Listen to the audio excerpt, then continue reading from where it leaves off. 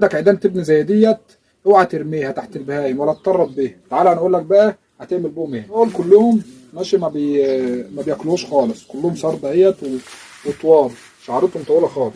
اصحاب القش الرز طبعا هم اللي بيعانوا من الحته دي. عاملها لها قدامك اهيت، وده حاف خالص اهو، ما فيهوش ولا نقطه رد. بصوا اتفرجوا اهو، لسه ما عملتش فيه حاجه. طبعا قدامها طول النهار وما بتاكلش فيه اهو. بصوا هحطه دلوقتي اهو على الطبيعه.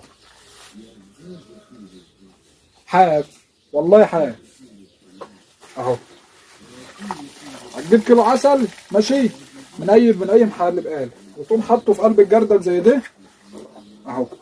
جردل زي ده تقوم حاطه في قلبه مقلبه كيلو واحد، هو كيلو الا ربع عادي. وتقوم مقلبه ب 30 جنيه تقريبا او 35. هتقوم مقلبه وحاطط فيه التبن، تقوم نقعه في قلبه وتقوم جاي مصفيه كويس، وتقوم حاطه قدامك وحط على الفتك اللي انت عاوز تحطها عادي اهو. اضغط لايك كده بقى، ولو انت ما اشتركتش اشترك. اخوك محمد يوسف، اي حاجه محتاجه انا تحت امرك. السلام عليكم ورحمه الله وبركاته.